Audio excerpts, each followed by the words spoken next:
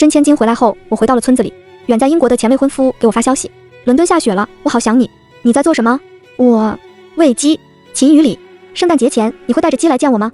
我拒绝了。不行，我奶会把我打死。还有，以后别给我发消息了，你的未婚妻换人了。秦雨里给我发消息时，我正在村里喂鸡。伦敦下雪了，我好想你。你在做什么？我将手里的一把玉米撒在地上，空出手，回道：喂鸡。他向来不扫兴。英国进入冬令时了，圣诞节前你会带着鸡来见我吗？我看了一眼身边的走地鸡，又抬头看看正在清理鸡屎的我奶奶，很遗憾地告诉她：不行，我奶会把我打死。还有，以后别给我发消息了，你的未婚妻换人了。秦雨里输入了几分钟，然后弹了个语音过来。这里的信号不是很好，他说话的声音带了电流声。换人是什么意思？我还没来得及回话，他又道：你那边打雷了吗？我记得你害怕打雷。没有打雷，一辆拖拉机开过去了。我一字一顿，尽量把话说清楚。其实我不是裴家的女儿，我现在在乡下喂鸡。当初两家定的是裴家的女儿，现在应该换人了吧？那边寂静了一会儿，在他出生之前，我挂断了，然后干脆利落的把他拉黑。这桩婚事是两家之间的利益交换，现在门不当户不对的，没有在一起的可能了。长痛不如短痛，我捂住了脸，泪即将流出来的时候，我想起来，我接下来要去掏鸡蛋了，下次再哭。从裴家离开的时候，我什么都没有带走。养父母再三提出让我带走自己的衣服首饰，我统统都婉拒了。他们的亲生女儿裴银熙就站在一旁，她在乡下长大，活泼开朗，并不拘谨。她睁着清澈的眼睛，脆生生地开口：报错只是一场意外，并不是你的错，你可以留下来的。我说，可是我代替你过了这么多年的好日子，至少让我回去过过你过过的日子吧。过字太多，我差点咬到舌头。他挠了挠头，那好吧。走之前我只加了裴银熙的微信，他说要给我发 PDF 版的母猪产后护理，如果我对养猪和喂鸡有什么疑问，都可以随时问他。我带着满腔孤勇和裴银熙的关心，坐上了回乡的大巴，开始了上山割猪草、下山喂鸡的生活。从前锦雨里跟我说，英国进入冬令时，意味着我们之间的时差变成了8小时，我们可以多1个小时相爱。在村里半天，我已经参悟了什么爱来爱去的，我只关心我家母鸡啥时候下蛋。于是转身向鸡窝走去，母鸡正卧在鸡蛋上，让我不知道该怎么下手。思来想去，我打开微信问裴银熙，母鸡卧在鸡蛋上该怎么掏啊？他发了一条语音，语气活泼：大妹子，你先给鸡喂点玉米再掏，这就是著名的阿基米德定律。我抓了一把玉米摊在手上喂鸡，然后伸手进去掏，拿出了一个温热的鸡蛋，将鸡蛋放下，洗了手。我回道：谢谢你，银熙。嗨，跟俺客气啥？语音播到一半，他的声音停了，背景里有养母的声音：裴银熙，你能不能好好说话？我轻笑了一声，又觉得有点不合适。待会儿敲个电子木鱼吧，把自己的功德攒回来。晚上，一家人聚在一张木桌上吃饭，我有些拘谨，只敢夹面前的蔬菜。奶奶揪了揪身上的围裙，操着一口不标准的普通话：怎么了，简之？饭菜不合胃口吗？明天我就去杀只鸡。我急忙摇头，没有。他点了点头，神态有些局促。那就好，有什么需要的就说啊。我应下，这里也挺好的，只是刚开始会有些不习惯。夜里，裴银熙跟我打了视频电话，他趴在床上拖着下巴：还习惯吗，大妹子？我道：会渐渐习惯的。他叹了口气：你这种高情商回复我什么时候才能学会？我笑了：你这么聪明，肯定很快就学会。说话真好听，大妹子，改天我们一起去割猪草。我点了点头：好啊。正聊着现在的生活，裴银熙忽然变了话题：你咋把俺妹夫拉黑了？妹夫？我迟疑：谁？秦雨里呀。现在高情商也不知道该怎么说了。裴银熙刚回裴家，看上去不像是知道这些的。我道：聊他做什么？他说他让我给你带一句话。哎呀，我念英语有口音，我给你拍一下吧。是魔戒里的一段话：我宁愿和你共度凡人短暂的一生，也不愿一个人看见这世界的沧海桑田。大妹子，你有啥想说的吗？我想了想，一时间也解释不了很多。明天早上吃红薯稀饭，还要加包榨菜。裴银熙笑得眉眼弯弯：你真会吃。第二天清晨，公鸡打鸣，我闻鸡起床，吃了一碗热腾腾的红薯稀饭，还如愿配了榨菜，然后就可以背着篓子上山割猪草了。奶奶说，你在家歇着就好，不用干活。我坚持，裴银熙干过的活我也要干。他摸着脑壳，有点迷茫了。我背起篓子，拿上镰刀，按照裴银熙给的路线上山了。山上树很密，草木茂盛，半天也见不着一个人影，只有风吹动树叶的声音。埋头割了半个小时，我有些害怕了。从小时候起，养母就跟我说，不要一个人到这种地方，就算被害了也很难发现。我越想越害怕，背着一篓子草飞奔下山，跑得太快，还摔了一跤。回家时我很狼狈，头发凌乱，沾上了很多叶子。我想起这是裴银熙受过的苦，就更愧疚了。有信号后，我给他发了一条消息：对不起，裴银熙，大妹子，你咋了？我有些哽咽了，我没想到你以前过得这么苦。裴银熙，我不苦啊，你干啥去了？我回割猪草。原来我才是先天割猪草圣体，把镰刀给我。我被逗笑了，心情一下子轻松许多。我以为我会很想秦雨里的，但是喂起鸡来就没空想了。我真的很脆弱，得知自己不是亲生的之后，我快碎了。但我干的农活弥补了这点，忙起来就会短暂的把一切都抛到脑后。1个多月间，我和裴银熙交流干活经验，秦雨里找各种方法给我传话，我好拧巴，一边 emo 一边油盐不进。12月中，按照惯例，秦雨里要放圣诞假期了。往常的这个时候，我会飞伦敦和他过节，但现在我怕他把我的鸡当火鸡烤。开玩笑的，家境悬殊，没法在一起了。村里下了初雪，我拍了视频发给裴银熙，他很兴奋地说要回来看看，他也想他原先的家人了。聊天时，他无意间提到秦雨里回国了，我一怔，是吗？他道，他也会过来找你，他来找我的话，那就多煮1人份的红薯稀饭吧。晚上，我梦见了秦雨里，他穿着驼色的大衣，走在天使灯下，白雪如飞絮般纷纷扬扬地落下，他眼里映着满街的暖黄灯光。等我毕业了，我们就结婚吧。我记得我曾经的回答是好，但梦里我老实巴交地搓了搓手，不嘞，俺家母猪要生了，俺得先回家了。然后我就被公鸡的打鸣声惊醒了。我起床，穿上了印着红牡丹的大花袄，然后带上饲料向鸡棚走去，喂了一会儿鸡，再回去喝热腾腾的稀饭。日子就是这么朴实无华。接近中午时，裴银熙才过来，车停在了院子里。他打开车门，提着裙摆跑下来，像雏鸟归巢一样跑进屋里喊奶奶。养母缓缓走出来，他看见我的第一眼就皱了皱眉，眼底有一丝心疼。简之，你瘦了。他走到我身边，像往常一样挽着我的手，吃够苦头了就回来吧，银熙不介意多个妹妹的。银熙是个很好的人，我知道他不介意，但我回去会对他不公平。我摇了摇头，算了吧，这样的日子他过了20多年。我知道裴银熙还要与家人磨合很久，而我与养母更亲密，也更像他。裴家的财力也足够让2个女儿都锦衣玉食，但我无法心安理得地分走本该属于裴银熙的东西。我已经替他过了20多年的好日子了。养母叹了口气，不再多说，向远山望去。中午，奶奶杀了只鸡，2只鸡腿，我和裴银熙1人1只。我从前很少吃带骨头的肉，因为吃起来不够优雅。裴银熙没有什么负担，埋头就啃。养母皱了皱眉，不悦地瞥了他一眼。这么多人面前，他抿着唇，到底还是没说出来。饭后，裴银熙收拾碗筷去了厨房。养母在我耳边低声说：“银熙到底比不上你，你是我亲自带大的，比他懂事多了。”我犹豫了一下，还是选择叫姨。云姨，银熙听见了会难过的。从前他只是不需要学，以后他会做得越来越好的。他叹了口气，好吧，好吧。我将桌上剩下的碟子摞起来，向后厨走去。裴银熙正拿着丝瓜瓤刷碗，动作很熟练。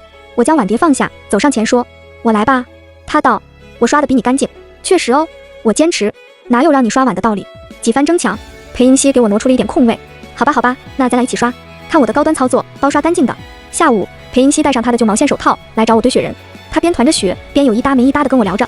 大妹子，你为啥不跟秦雨里处了？风有些冷。我用围巾遮了下半张脸，闷声道：“因为秦家是要讲究门当户对的呀。”他说：“可是你们2个互相喜欢就好了呀。”我不想一直和他纠缠，然后在大结局的时候被长辈棒打鸳鸯。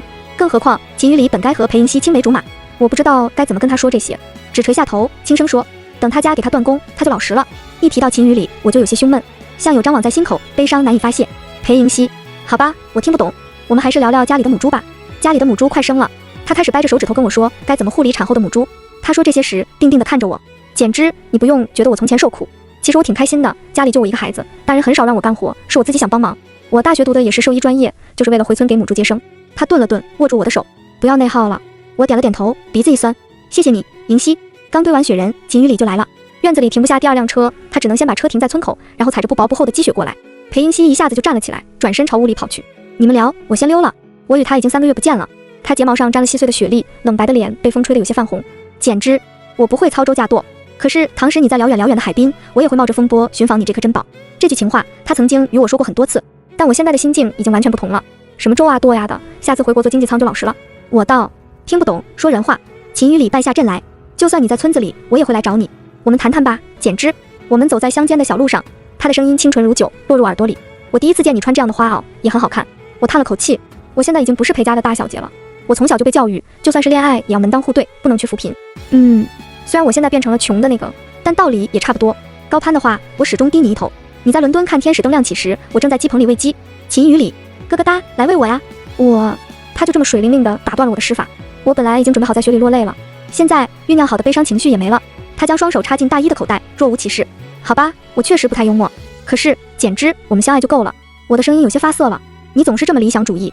他低头注视着我，你的语言还爱我，有种一拳打在棉花上的感觉。他道，我只认你，简之，不管你是去喂鸡还是去逃粪。我问，如果你的父母不支持你和贾千金在一起，要停了你的卡呢？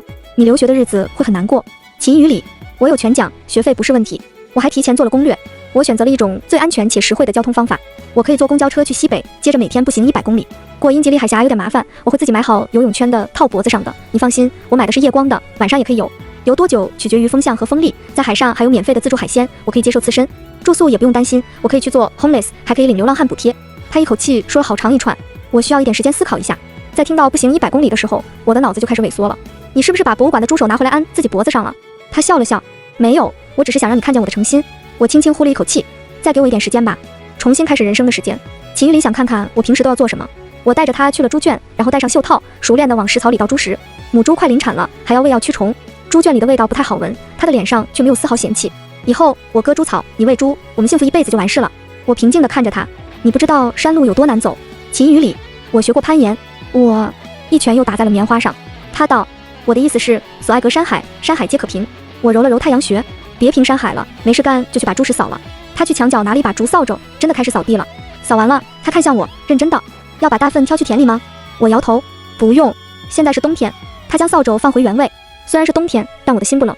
附近的猪在哼唧，鸡在咯咯哒地叫着，但他的声音还是清晰无比地传入我耳中，像一弹投入湖面，在心间激起千层浪。我偏过头，硬生生平复情绪。我已经在村里喂了1个月的鸡了，我的心已经比冻了2天的鸡屎还硬了。他悠悠地叹气，有人相爱，有人夜里看海，有人漂洋过海追未婚妻失败。我在心里嘀咕，有人早起喂鸡还被鸡啄。秦雨里住在村口的民宿，而裴银熙今天也要住在村里。他说他与家里的母猪有感情了，要亲手为他接生才放心。不知道他是怎么说服养母的。养母走之前一脸无可奈何的样子，却也没斥责他。夜里，裴银熙抱着枕头过来跟我住一个房间，我们一起围在老式火炉前烤火，火光闪烁照着他的眉眼。大妹子，其实秦家在你刚走后就重提婚约了。我有些难过。猜到了。他说，我肯定不会抢你对象的呀。但是秦雨里他爸非得把他的微信推给我，我的心被揪了起来。然后呢？他道，然后秦雨里就去反抗了，他的卡也被限额了，回国做的也是经济舱，估计要去国外当 homeless 了。我看他这么有诚意，才答应他给你传几句话的。我的脑子空白了一瞬，又下意识地想起秦雨里曾经1掷千金的富少，现在为了我也要为回国的机票发愁了，心口闷闷的。我说，麻烦告诉他别再这样了。裴银熙摆摆手，你俩都长嘴了，我不传话了，不说他了。大妹子，我们来讲正经事。好吧。窗外有落雪声，屋里暖融融的，很适合促膝长谈。裴银熙抱着枕头低声说，其实我回家之前对你有很大的意见。我华贵忏悔，对不起。他道，别再道歉了。在见到你之前，我想如果你像其他绿茶假千金一样要针对我的话，我就摇100万个网友来给我出轨点子。但是你啥也不带，就这么水灵灵的走了，还愿意回村帮奶奶干活。他摸了摸下巴，故作油腻，女人你很不一样。他凑上前来，眼睛亮晶晶的，能被换错，我们还挺有缘分的。我点头，弯了弯唇角，是啊，很小的概率，让我恰巧走在了他该走的人生轨迹上。他道，但是我亲妈好像对我很不满意，我学习了1个多月，也没把握进公司。我安慰道，只是时间问题，你以前能管理好几百只鸡，管理人当然也不在话下了。我现在还会被鸡啄。裴银熙扑哧笑了一声，以你的地位，不是指哪只杀哪只吗？我道，理是这个理，但我也不能天天筑鸡的酒足。他道，不过话又说回来，你愿不愿意跟我一起进公司学习？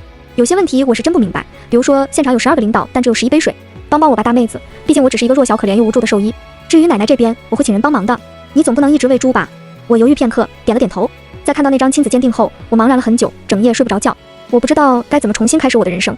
我本来已经按部就班地走下去了，22岁读完了商业信息管理，进入自己家的公司学习，然后过几年和秦雨里结婚，一切的计划都被那张亲子鉴定打破了。我没法再理直气壮地留在公司，不知道接下来该做什么。在迷茫中，只能回到村里管理几百只鸡，然后和猪贩子谈猪价。奶奶总是搓着手，笑嘻嘻，又带几分疏离客套地夸我，简直在国外读过大学，就是聪明，卖猪肉都能卖出10几块1斤。我只能笑着应和，思绪却飘忽不定。我以后该怎么办？该怎么样彻底放下从前的骄矜，去找一份平庸的工作养活自己？我不知道。现在裴银熙开口了，他觉得我能帮到他。我像溺水的人突然抓到了浮木，我红着眼睛哽咽，谢谢你，银熙。他说，是我该谢你呀，大妹子。好啦，睡觉吧。他说，是我该谢你呀，大妹子。好啦，睡觉吧。他扯了扯被子，将我们2个的身躯都盖住。晚安，马卡巴卡。我没有睡着。夜深时，我蹑手蹑脚地起床，披上大花袄子走到外面。我将秦雨里从黑名单里拉了出来，然后颤抖着手弹了语音过去。他秒接，声音很温柔，像往常说话一样，尾音上扬，带了点笑意。窗外在飘雪，我的心也是。我的未婚妻又来给我泼冷水了吗？近乡情怯，我一时不知道怎么开口，只能先问一句，你回伦敦的票买了吗？他说，买了，只有2个字。我的心里已经有了答案，经济舱吗？他沉默了3秒，然后笑着说，被你猜中了。他又邀功似的跟我说，我蹲了很久才买到的票，只需要1600。我叹气，青春没有售价，铁腕直达伦敦。他故作轻松，我复活节可能不回来了，下次再回来应该就是毕业后了。那时候我翅膀长硬了，我爸就再也管不了我了。然后那道声音渐弱，不分开了，好不好？秦雨里已经向我走了99步了。我听见自己说，好。没过几天，家里的母猪生了，裴银熙亲自去接生，还为母猪做了产后护理。心心念念的事情做完了，他要带着我一起回城里。我又一次坐上了家里的车，裴银熙坐在我身侧，因为紧张与兴奋，他紧攥着衣角的手有些颤抖。我要开心副本啦，简直！我笑着对他说，加油啊，银熙！车缓缓驶出村子，我回头再望了一眼我曾短暂停留的地方。裴银熙回来后，裴家并没有正式的公布他的身份，但大家都心知肚明。我们2个一起进入公司时，大家都眼神意味深长。我不在乎，他能让我到公司工作已经很好了，我管不了旁人怎么想。我的职务是裴银熙的秘书，我从小跟养父待在公司，耳濡目染，懂得人情世故，也认识经常合作的客户。裴银熙与客户第一次见面的餐厅是我订的，每一道菜品都是我打听过客户的喜好后亲自选的。我会把注意事项一条条地列出来，告诉他。在酒店的走廊上，我偶遇了曾经的朋友夏雨，他曾经为了帮自己家达成和裴家的合作，主动结交我，低声下气地与我说话。而现在他双手抱胸，高高在上地讥笑着。裴简之，我真没想到你现在已经沦落到给人打工了。我知道他的心里，他曾经在我这里丢过的面子，都要在我落魄时重新找回来。不与傻 X 论短长，我淡淡地瞥了他一眼，转身离去。他拦住了我，语气不饶人：小裴总给你开了多少钱？我可以加一点，给我打工也是一样的。他又意味深长地补充了一句：况且我们还没那么大仇。他觉得我与裴银熙有深仇大恨吗？我气笑了，正想骂他的时候，裴银熙走了过来。他在夏雨面前站定，音量比他还高：你哪来的资本要我妹妹给你打工？你应该在地窖里养点蘑菇，如果没有教养就算了。他向来伶牙俐齿，这句骂人的话还得反应几秒才能听懂。夏雨愣了几秒，然后红温了。裴银熙亲昵地挽起我的手：别管破房姐了，走吧，大妹子，教我高情商回复。那群长辈我真的应付不来。我笑了。好，我在公司附近租了房子。裴银熙多次要求我跟他一起住在家里，我一一婉拒了。我怕养母又把我们两个人放在一起比较，这会让裴银熙伤心。自从他上次为我骂人以后，同事对我的态度也好起来了。或许他们才发现真假千金并不是水火不容的。我和他开玩笑：这是什么？姐姐的大腿，抱一下。他笑嘻嘻地应道：简之，我照的。秦雨里已经回英国上学了，他开始抡起锅铲自力更生。伦敦下雨了，我好想你。你在干嘛？配图是食之无味弃之可惜的简陋版白人饭。我说不要下雨呀，包谷晒不了了。秦雨里，又干农活了吗？我回道：开玩笑的，哈哈。我在帮银熙整理表格，然后顺手给他转了5000。备注：吃点好的。裴银熙给我开的工资挺高的，我是商业蝗虫，经常跟着他去各种会议蹭茶歇，吃饭花不了多少，能攒下大部分，干脆补贴给伦敦流浪汉秦雨里。他发了一个震惊的表情包，然后拒收了。哥就爱体验生活，捡点垃圾吃，这钱你还是自己用吧。微信能拒收，我直接悄悄地转进他的支付宝。我跟着裴银熙出席各种场合，他渐渐能应付这一切。和各路的大佬谈笑风生谈起我时，他总是笑着说：这是我妹妹简之。他的态度就是裴家的态度。于是我在大部分人眼里又变成了裴家的二小姐。入夏的时候，秦雨里毕业了，白月光回国，上班暂停。我提前跟裴银熙请假去接机，他一口答应下来，又从抽屉的最底下抽出了一份合同给我。这是爸妈很早之前就给你准备好的嫁妆，公司15%的股份，还有几套房子，房本和钥匙在家里，我明天给你拿来。我目瞪口呆，现在就提嫁妆也太早了吧？我只是接机。他摸了摸下巴，好吧，也是，但你先签了吧。我道，我不要，多的我一样不会拿。裴银熙，可是爸妈已经决定好给你了。我想了想，说，那我送给你。你人还怪好的。我看了一眼时间，不说了，姐，我去接机了。我先坐地铁，然后再骑了一会儿自行车，路上还给秦雨里买了杯蜜雪冰城，他没有喝过，带给他尝尝。我只在出口等了一会儿，他就拉着行李箱出来了。秦雨里消瘦了一些，身上穿的短袖衬衫是去年夏天的旧款。见到我时，他弯了弯唇，你来了，简之。我颔首将手里的棒打鲜橙递给他，他插上吸管开始喝。你是开车来的吗？我说骑自行车来的。他笃定，你就算蹬几小时自行车也要来见我。你果然心里有我。其实我还坐了地铁。算了，不说了。我笑道，对，心里有你。因为秦雨里还带了行李，不方便跟我一起骑自行车，我们只能打车。设置目的地的时候，我问，你要回家吗？他摇了摇头。我爸说再看见我就打断我的腿。他从小就懂得分寸，让人省心。